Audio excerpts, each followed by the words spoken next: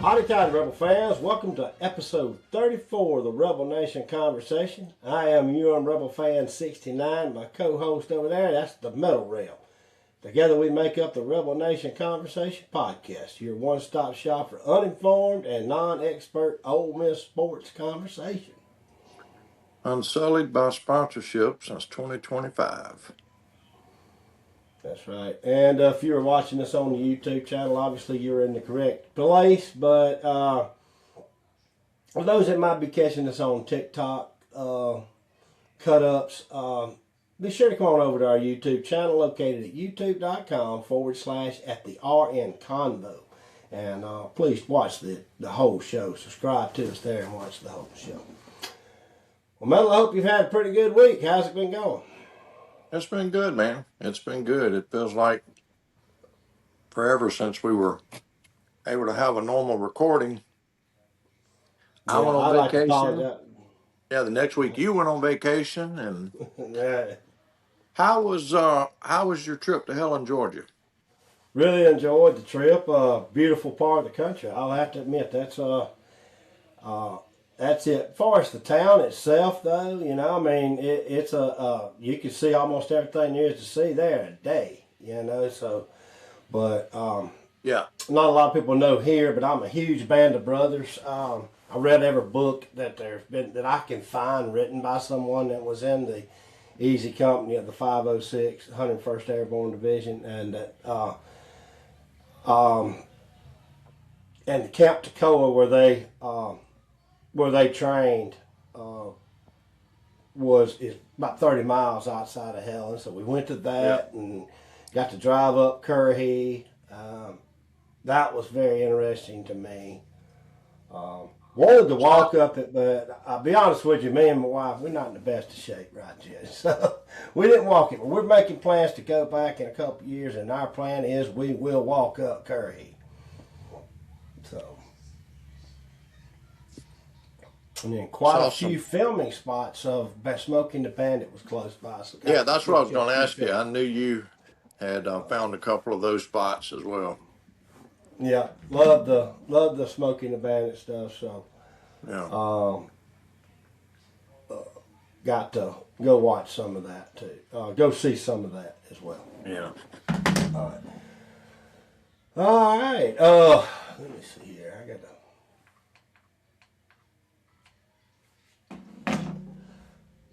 So I'll go ahead and throw out the apology. This time it was all on me for us not having a show last week. It was just completely out of pocket, us being still in Helen.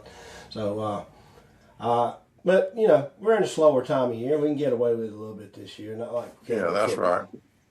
But anyway, on the Ole Miss front, Rebels did conclude spring practice, and they held their Meet the Rebels Day last week.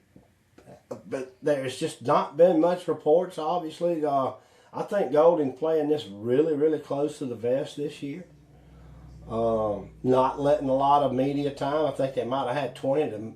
About the most was like 25 minutes per time that they were actually allowed in. And it was usually quarterbacks throwing the air and maybe a little special teams work going on. So not a lot to really know. Have you heard anything from your, let's say, code name Tupelo? Very little, man. Very little. I don't know if this is just going to be Golding style or if this is just kind of a one-time deal in lieu of all the craziness that happened when the old coach left and all that stuff. Kind of what I'm thinking, too. One thing may not have anything to do with the other. I don't know. It remains to be seen. But part of me thinks that it's just the way he's choosing to handle this particular off season and moving forward. Especially who's down there in Baton Rouge. Yeah. And obviously messing with our players quite a bit. Yeah.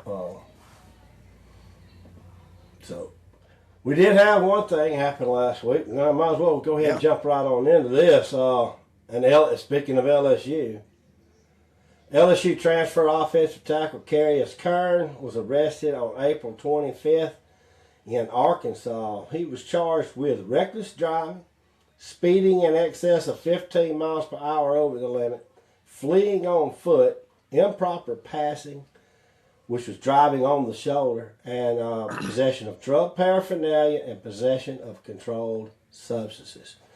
And guys, that speeding in excess of 15 miles per hour, that might even sound a tad bit misleading. The report that he, in his fleeing, he went to triple digits, 120 plus miles per hour, and the pursuing officer stated that he took his car to 140 miles per hour and couldn't catch him. Couldn't catch him, wasn't gaining. So, good Lord, I don't know. Man, as you said in our pre-production here, he's got to be the Einstein of the week with this. He's lucky to be alive, man. But he had slowed his car down, I think. Why do that? Why behave in that manner? No, I mean, because no matter what, when you run from the cops, that amps everything up to a different level. And then apparently, once they got his car stopped, he took off running on foot. Yep, that's the fleeing on foot part. You know, he was released less than two. Yeah, it's just terrible. I mean, but it's obviously he got off easy, and obviously a lot of people are mad about that. And hey, I'll be honest with you, I'm not happy about it. I'll be off. I mean, obviously the offensive line's a spot of concern if I've got one on this team, but we can't. Sooner or later, we got to slap some of these guys down some because they really feel entitled. That's the reason. You ask why? I feel like that's the reason why. They feel completely entitled. They're making more money than their parents ever made in their life, and they think they're untouchable. And sooner or later, we got to make an example of some of these guys. I've seen a couple posters say, this just means we're big time now. Maybe so. Hey, maybe so. Georgia and them's been fighting this kind of crap for years. You know? Yeah, let's just handle it internally. Ain't that what they do? Yeah. Speaking of handling it internally, I noticed the Themetalreb made that very comment on the thread, and it seemed as if Neil McCready, our buddy Neil McCready, took offense to your saying that, and you had it was absolutely no jab at him at all. Right. How you were at best taking a jab at our administration's going to handle it, internally. It had nothing to do with McCready.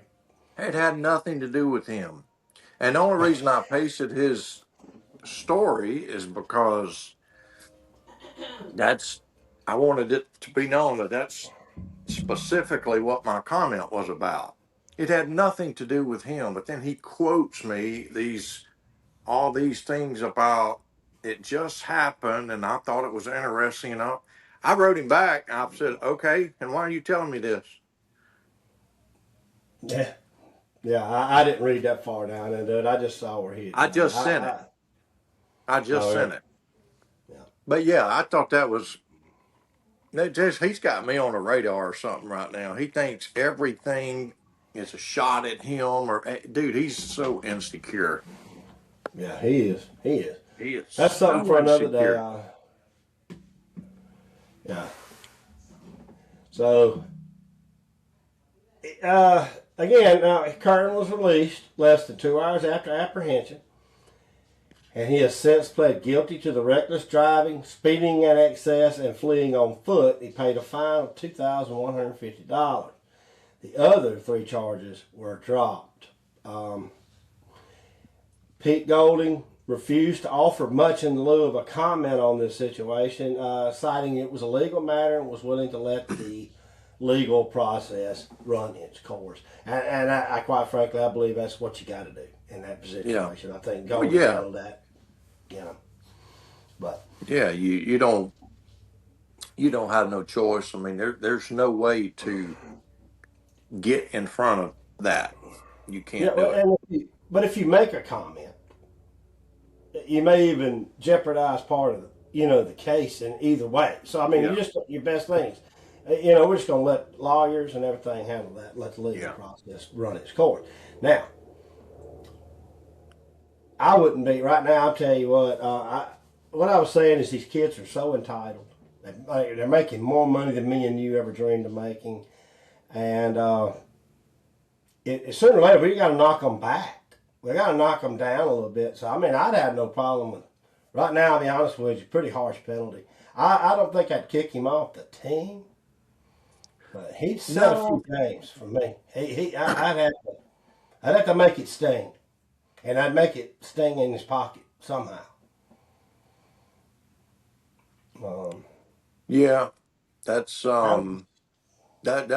that's bad, man. And to me, the worst bit of it is running from the cops at 140 miles an hour. And then again, according to the way the article read, after they got him stopped, then he took off on foot. Right. I mean, those You know what? those situations potentially end catastrophically, Well, like deadly endings. obviously So that deadly to himself, but what if he'd have killed somebody else? We're talking about ruining a man's life. You put sure, yeah, that's of vehicular course. manslaughter. Ask Henry Um, Rhodes what that's like. But yep. But yeah, you're right. They're entitled. They've always been entitled, those star athletes. But now you give them a blank check, and it's just out of control, totally out of control. And I don't know how you stop it. I don't know how you get Stop it by quarterback. canceling their contracts. Canceling their contracts when and they lose their money. There's got to be some teeth, and that brings us probably back to where we talked about before. We got to have a collective bargaining agreement in which there'll be a code of conduct clause. There has to be, just Yeah, like the NFL has, and then we can start making it hurt. Because they don't yeah. care right now. Suspended for 4 games, he still gets his money. Yeah. It's amazing to me that these NIL contracts don't have some kind of Yeah. behavior clause. I mean, Especially if that's it comes from a company.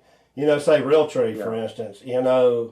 Realtree says, all right, I'm going to give you this to play ball and let us use your name, image, and likeness in our advertising, but you've got to live up to our standards as well. yeah. You got some responsibility too. If they want to be professionals, okay. Well, you know what? Professionals are still held accountable. And so if you do X, Y, and Z, or you don't do X, Y, and Z, you don't get your money. It's like me, my job. If I don't produce, I don't get paid. Yep. And if you, I don't know, if you got a DUI or something in a vehicle from there at work, it's I'd be over. in big trouble. Yeah. You run from the police at 140 mile per hour in a brand new Dodge Charger or something. I wouldn't be out of jail in 2.5 hours, I don't think. Right.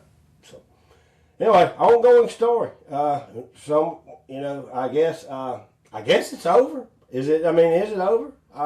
He paid the fine, pled guilty, no contest, and the other charges were dropped. So we'll have to find out what. When I say ongoing, I mean let's just see how Pete handles it in the internal side of that, right?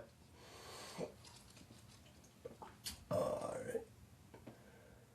Moving on along here, I got one thing I did want to kind of mention. It's kind of out of what we normally do. We don't normally talk about this here, and there's not really much to talk about. I just wanted to give out a shout out, a quick shout out to the Ole Miss men's golf team for winning the SEC championship this past week.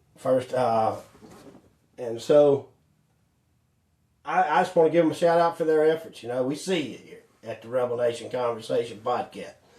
I used to play quite a bit of golf and love the game. I played with Daddy. I don't think you said one time you didn't play, but I I want Rebels to win at everything they do. If it was underwater basket weaving, I want them to win it. So Me too. Definitely shout out to them as we move on to the NCAA regionals in men's golf. Next up, basketball. Don't really have a lot because I've been on vacation. I haven't been able to really follow a lot. I know the last two guys. I know one transfer you might know about before, but all of us are front court additions. The one that I seen this last couple of days was that Arizona State forward Santiago Truett. Averaged 8.1 points per game last year, but more importantly, 6.1 boards, and we rebounded so terribly. I'm thinking that'd be a great addition. We also brought in a center. That's the one I can't find anything else on, and I was trying to prepare for today. Maybe you can help me that. So both front court additions to men's basketball. Well, I saw where Beard came out this week and said, "We're not going to rush this thing." That was his exact quote, and we're not rushing this thing. Yeah. And I guess that's what you got to say when things look like they do right now, because it has been so far, as usual with him, a very unimpressive off season. Yeah, so far. So But I think the guy has earned another chance to prove himself, and let's see what he can do. My fear, and I've been saying it. It's 3-2 now. Yeah, 3-2. I've Two been outs saying in it. the bottom of it. I am not feeling good about what I've seen so far from Chris Beard in the portal NIL era. That's it. That's simple. Well, I was looking down through that thread about where he said that he was not rushing the process, and there was a comment by someone I know pretty close on the board. I don't think you've ever met him, but you have had your run-ins with him there, where he said, it may not have been in that thread, it might have been another. We need to put this NIL to better use, because he just don't think we'll ever get to a point where we're going to even sniff true relevancy in sport of basketball. I've been trying to measure my thoughts on that. I'm not mad at him for saying it. I feel like that's, I don't know, it's fair to think that way. Because we've had a few years where but Sweet 16s as far as we ever got in the NCAAs. We've won the tournament twice that I can remember in my life. Was it 1980 when we beat Georgia and Dominic Wilkins, and then 83. Well, 83, and then a year with Marshall Henderson, whatever year that was. But anyway, so I guess my point is I want to see men's basketball continue to get their fair share in the money, because I feel like that's the sport where we're probably second best at being able to make money as a university. Baseball's probably got our second best competition wise. Obviously we won a national championship a couple years back in baseball. So, but I don't really know where, if we took a couple $1 million from basketball, if it would improve our roster too much there. I don't know. So that's a take that I just don't know how to bring up. Thought I'd bring that to your attention and see what you thought. Do you think we will ever truly be considered a basketball school, especially in the Southeastern Conference? I don't think that. I don't think that. It's just we're at a place where we don't have the luxury of just pumping resources into everything. Most schools can't. No. To be honest with you, there are a few who can. We're not one of those. And if we just want to really be real here and cut to the chase, the sport that we've got the best odds to win championships in is baseball. Yeah. It just is. We could go down a list as to why that is, but basketball, man, it's going to be tough. Now, having said that, that doesn't mean I want to go crawl in a hole and give up. And it just comes down what do you want? What's acceptable for Ole Miss basketball? Like what are the reasonable standards? If you're North Carolina, your standards are to make the Final Four every single year. We don't have those standards. So we need to figure out what the standards are. And I do feel like we can be a program that either makes the tournament or threatens the tournament most years. No. And to me, that's always kind of been my standard for Ole Miss basketball. I would like to make if I'm going to pick one, I'd say I want to make the tournament 2 out of every 3 years. Yeah. 2 out of every 3 years, make the tournament with at least one of those advancing past round 1. You know, and about every third trip to the tournament, I'd like to see that Sweet 16. I think we could do that. But the reason why I even brought that up in kind of relation to the non-rushing comment by Beard was that I have to believe a lot of the problem is at Ole Miss, he's having to make sure he don't overpay for some of these players. We could probably build a better roster if he had a better rev share or if he had a better NIL system. But you take our rev share and our NIL and take it to North Carolina, and they can build a hell of a roster with it. I'm just going to pull a number out, and I'm not saying it. Let's just say it's a $12 million roster. All right, we got a $12 million budget for building a roster. You took $12 million in the hands of North Carolina, and they built a hell of a roster with it because they're a basketball. Got tradition there as basketball. Put $12 million at our school, and we can't put it together like that. Mm-hmm. We can't. We have to pay $16 to $17 million to get the same talent they do for 12. I guess that's what I'm saying. So maybe that's why he just can't rush. He's got to make sure when he spends the money, he's getting that he's not only getting someone that's going to help us, but that he's just not overpaying. I mean, hell, you take Cameron. We paid quite a bit for him last year, and you've said it a bunch of times right here on this podcast that he just wasn't what we thought we were getting. Yeah. Yeah.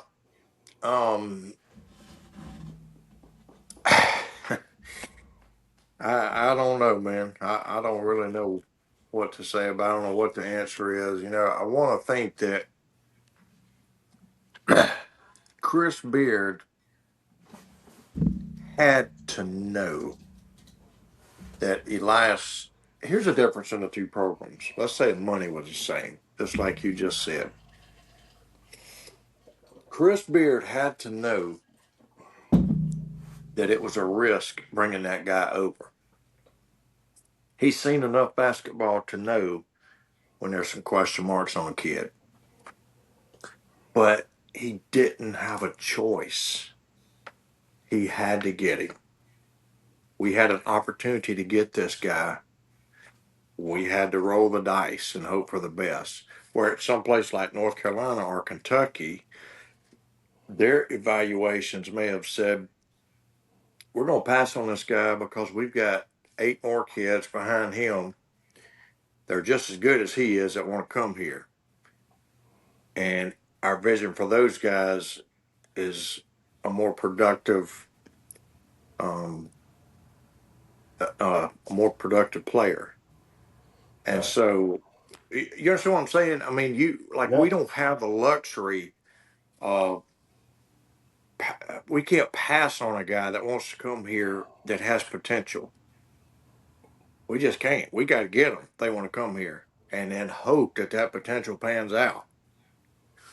But those other programs, they are pretty much, for the most part, I mean, lock, stock, and barrel. It is a certainty they're getting a player who's going to help them. They don't miss much. No. And unfortunately, it's a hard hole to dig yourself out of, because you got to win to build that type of tradition. And maybe we have to overpay a little bit, but if we want to try to do that, then we can, as we build a little bit of tradition, we got to have the right chemistry, man.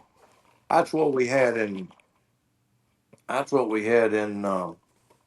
2025, man. We had the chemistry. That team was dialed in. They were playing good basketball, and it just the pieces fit with that team.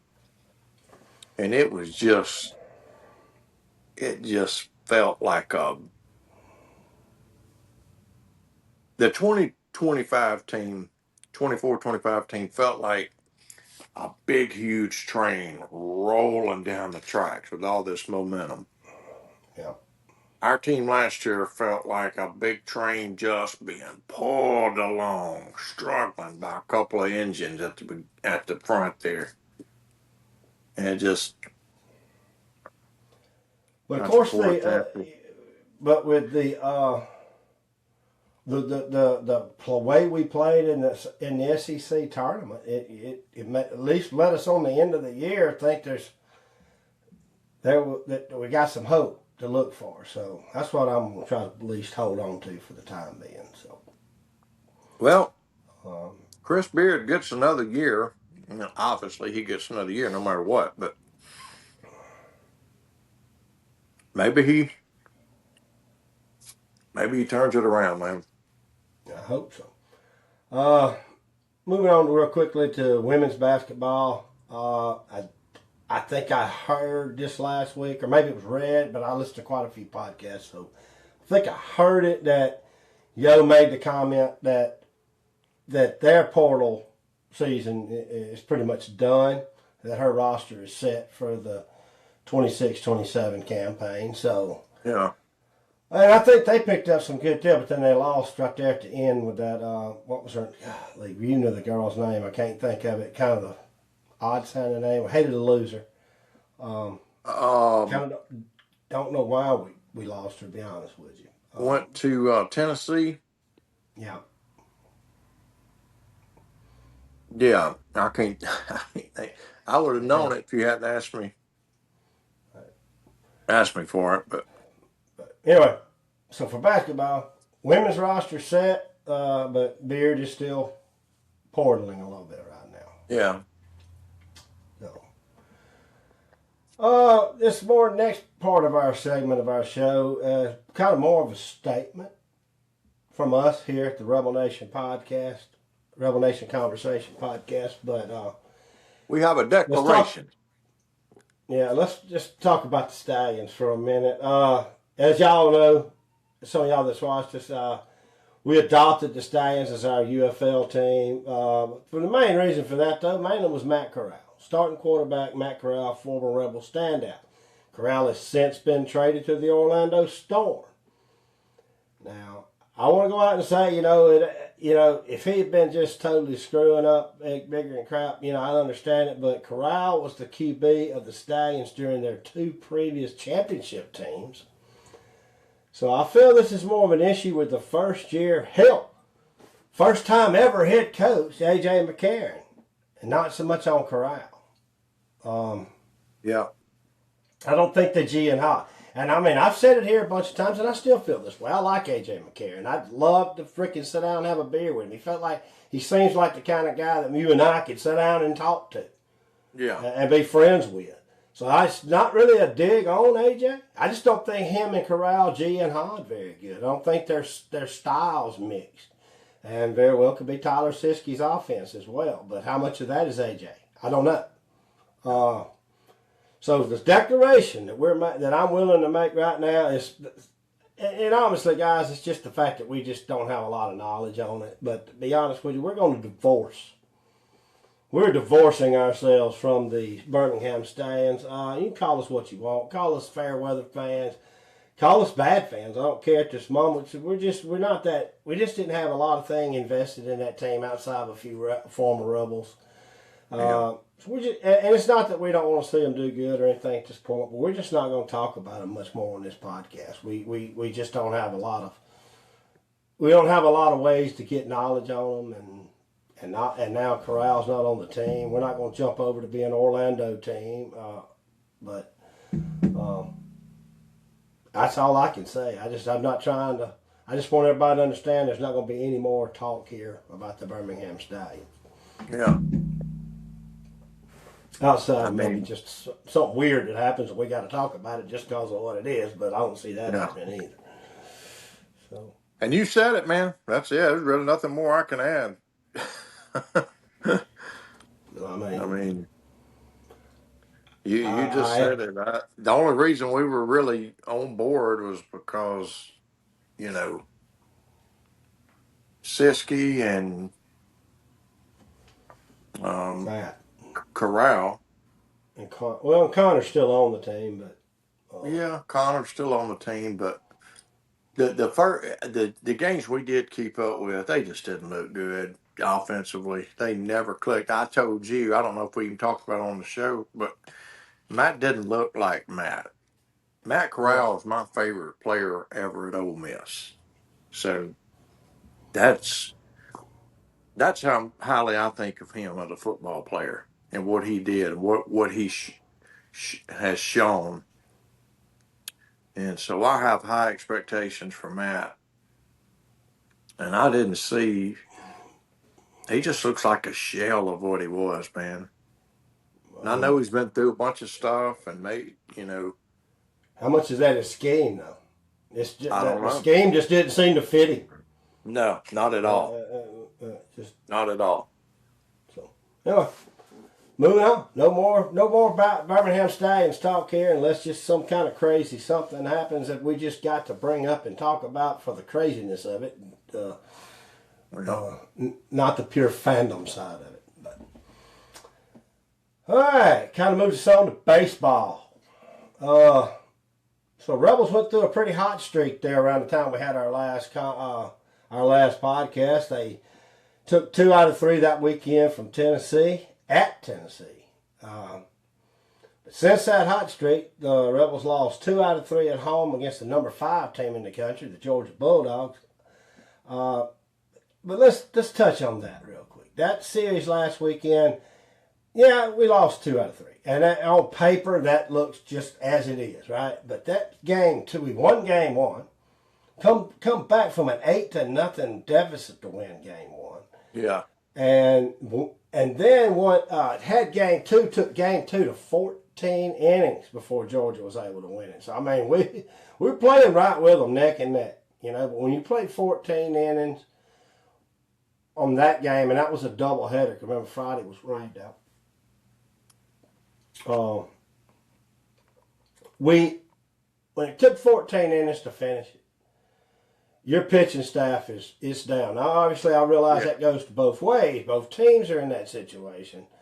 But Georgia's just a deeper staff. I mean, they are.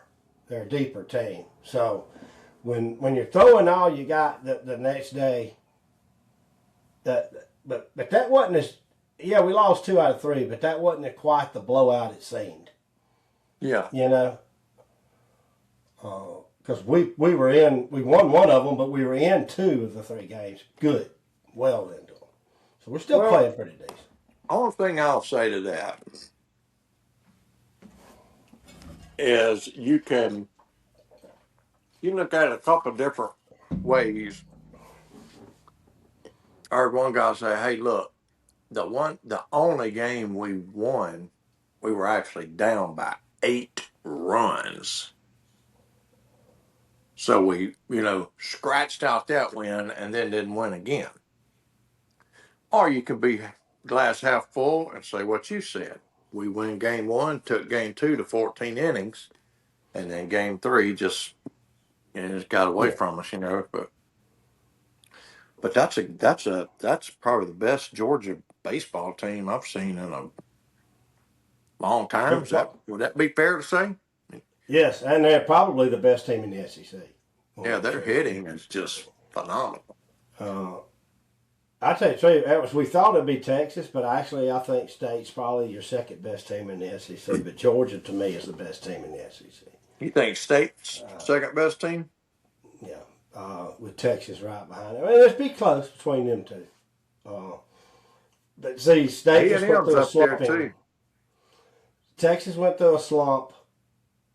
I mean, not Texas. State went through a little slumping period there where they lost to Tennessee. They got swept by Tennessee, and someone else beat them too. 3 out of swept. But is it Texas A&M? Maybe, I can't remember. I have to look at their schedule, but they've since bounced back. But they were getting hammered earlier by Texas, so I'm gonna have to flip flop that back and say Texas is your better. They were getting hammered. They were up 5-0 in that game. Yeah, now the last I seen 10-5 though.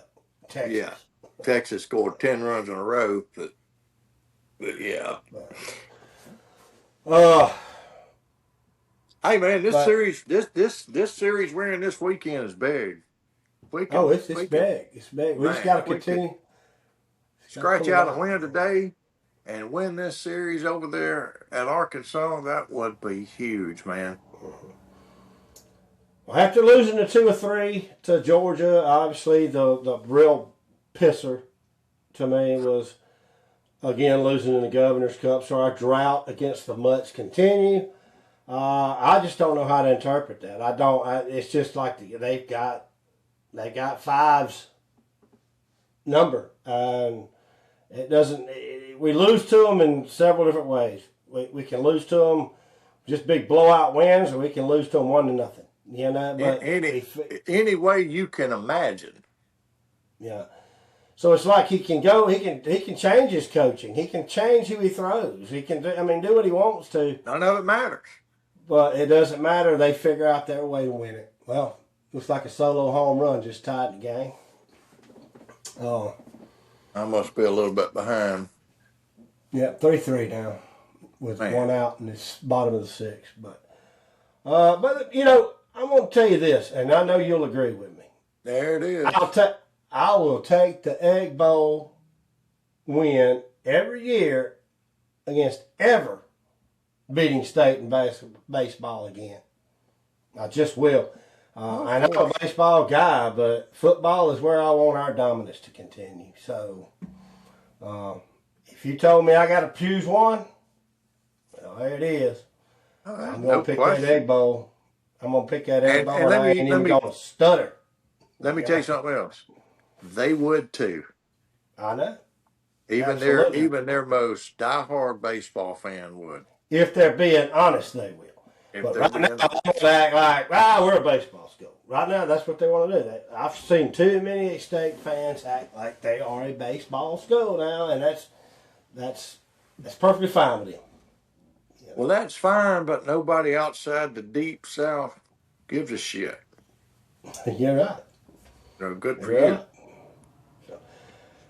That brought us to this weekend, obviously, in Fayetteville, Arkansas, against the number 222 Arkansas Razorbacks.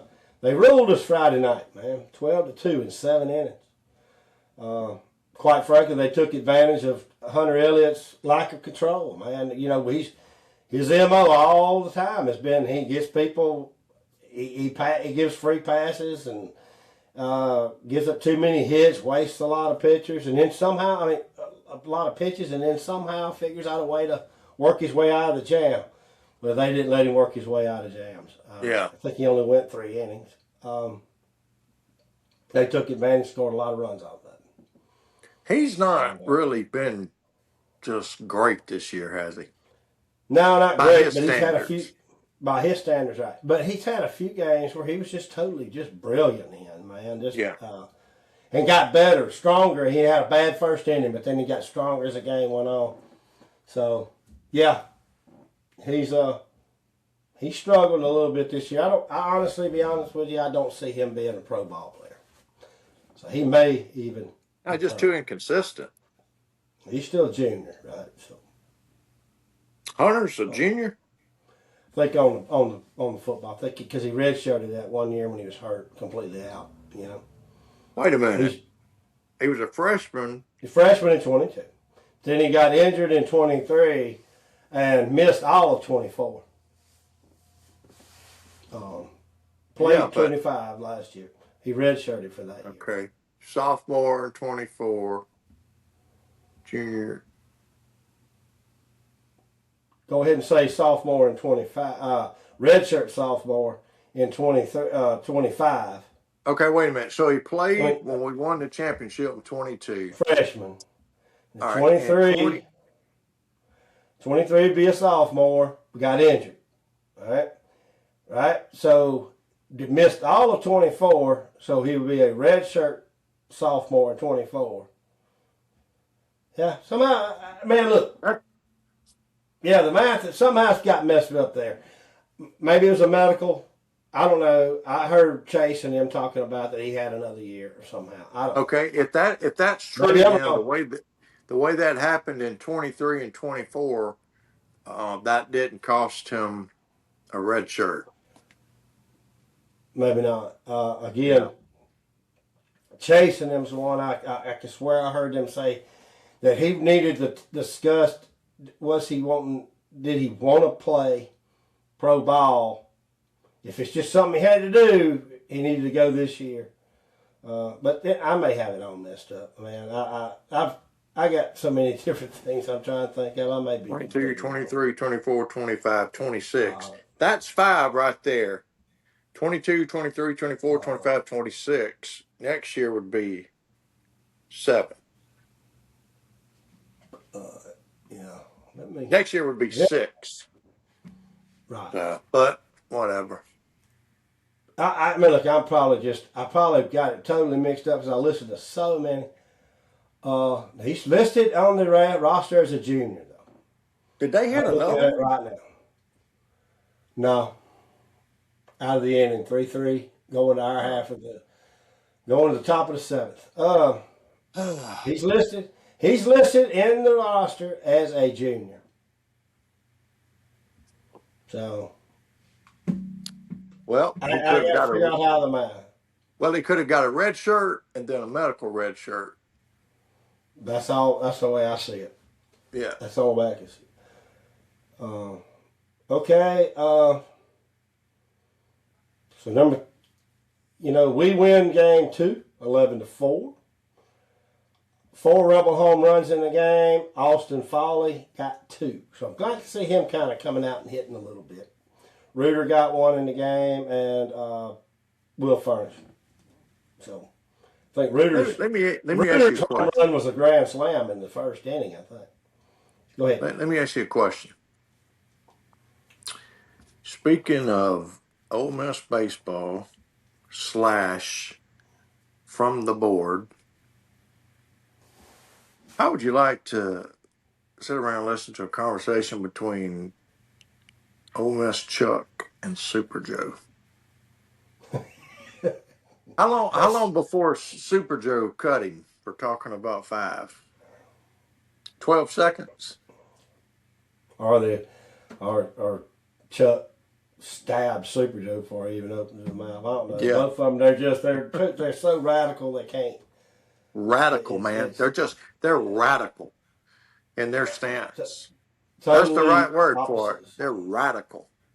Totally off the charts on each side of the spectrum on it. So, you brought them up a while ago as being a really good team in the SEC. That's who we're inviting into Oxford next week, Texas A&M Aggies. Yeah, gonna be tough. That's gonna be tough, but at least we got them at home. Need some offensive firepower there to win those games. Only one other baseball note: there is no midweek game this week, so that is the very next games that are played is next week against A&M. The last baseball note I wanted to talk about today is Judd Utermark, the Rebel third baseman, is sitting at 46 career home runs. That has him in solid second place all time. Just 2 back from Kyle Gordon's record of 48 home runs. So with 7 regular not counting whatever innings are left today, look at this crazy crap. You see that? I'm behind. Arkansas outfielder, whatever, got his leg hung up in the Rebel. Keep watching it and you'll see it because you're a little. I'm looking at it now. And every Ole Miss pitcher's over there having to try to get him out of the dang fence. See how it happened there. Did he? Was it a foul ball? No, it was a Rebel home run, it looks like to me, and he's hung up in the fence. This dude is hung up in the bullpen. Never seen that before. It got hung up. It looked like it went to the outside of the foul pole. So I mean, it's got to be a fair ball. Well, they ain't giving us the run.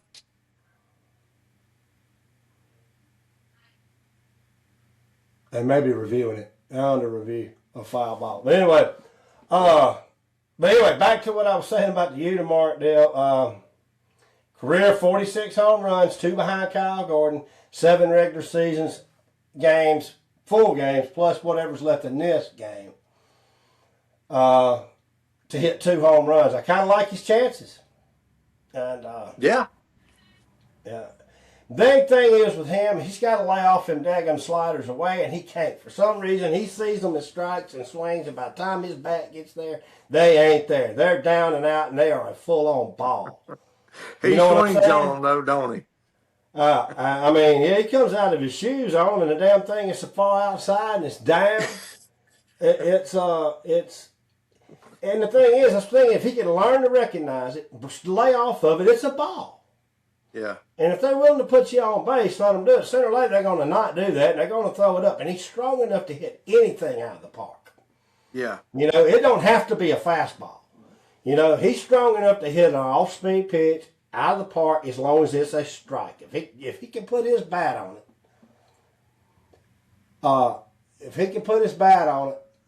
the call's confirmed. It was a foul ball. So, all right. He's just got to lay off that breaking shit that's out of the zone. You know, he can hit a curveball as long as it's going to be thrown for a strike. But yeah, there it is. I still feel like his chances of seven regular season games plus what's left of today, and got to hit 2 more to tie, 3 to take the lead. So anyway. So moving on from the boards this week, did you see where Trinidad was featured in a Vanity Fair article? I did see that, sir. I have not read said article. Well, it is behind a paywall. Yeah, so, I've not searched out the Vanity Fair physical copy from my local Walgreens either. But good for him. Yeah, well, no, this kind of comes full circle. The reason I'm saying he's on it is he at least got to tell his side of the story. It was him talking about his side of the story, and their headline is the one I like the most. The headline read, Trinidad Chambliss is making millions playing college football. The NCAA wants to stop him. Mm-hmm. Hell yeah. Put it right out there in front. And also, one other thing of note, and the reason why I thought this was really good to bring up, is that in their X article, the post they made on X, they did admit he's in his 6th year of college, but it's only his 4th season as on the football field. So I know me and you have beat this horse down to the death, but we don't have a big following. Vanity Fair's got a decent following, you know. I mean, they got enough people out there to read it. I swear, people out there are just not understanding that he's not trying to get a 6th year of college football. Yeah.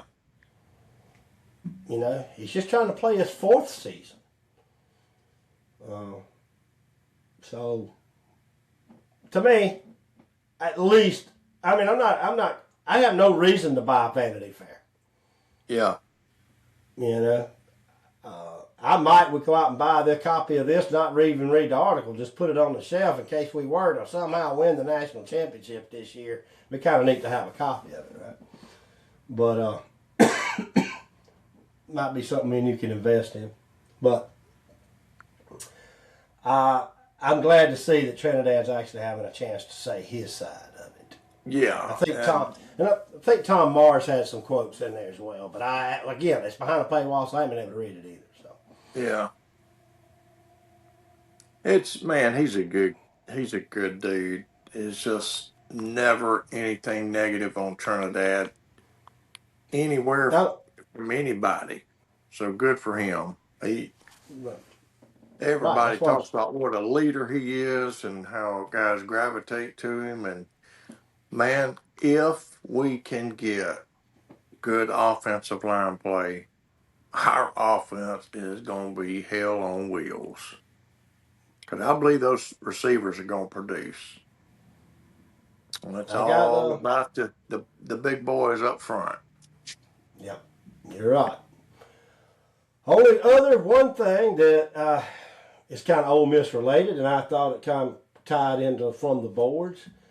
Did you see where Post Malone and Jellyroll concert scheduled for June at the Vaught has been canceled? I saw that. I wonder if this has something to do with Jellyroll's legal issues. I don't know about that. It's been cited by Malone that he is focusing on finishing his new music, presumably a new album that he is working on. It will only affect the first 6 shows, but unfortunately the show at Vaught Hemingway, as well as the show down there in Baton Rouge at Tiger Stadium, are among the cancellations. So it's only the first 6 shows as of now. Yeah. Rumors speculated right off the bat was a lack of ticket sales. Yeah. For those venues. But yeah. Who knows? I will say this, my daughter, my ex-wife, my stepdaughter, all of them had tickets to the one in Tiger Stadium. They were going to the game. So, going to the show. And then they had to, they get their money back. It was all, given back to them. But they wanted to see it. But I did not have tickets. I will go ahead and tell you that. I didn't have them either. But I didn't have tickets to the Sugar Bowl until 2 days before it, too. So, actually, I didn't buy them till the day before. So I might have been a last-minute go. I might have been. So you went to the Sugar Bowl? I went to the Sugar Bowl. Took the grandbaby. Guess I forgot about that. Who all went? You and the grandbaby and your daughter? And the son-in-law. It was all 4 of them. Yep. My brother took my dad. Yeah, I know. They had better seats than me. But, yeah, they did the right type of experience there. Yeah. Well, that's about all I got for this week. How about you? Yeah, that's about it. It's going to be a little slow over the next few months, but maybe. Yeah, I kind of want to, let's take advantage of that. That looks like maybe with the way working out here that we may move our broadcast schedule from every Monday to every Tuesdays when the shows. We're going to still be taping on Sundays, but because of the time slot that we're going to be able to move to be able to get together while I am at work, it's going to make editing and getting it out by Monday morning a little bit harder to do. So we're going to probably be swapping over, especially through the summer. We'll probably move over to a Tuesday airtime on the podcast. So, all right. Well, that pretty much is all we have this week for episode 34. If you like what we're putting out there, please subscribe, like, and share. As always, drop your comments down there. Let us know what you think we can do better. And for the Metal Rebel myself, hotty toddy. Go to hell, LSU, and if there's a worse place. please go there.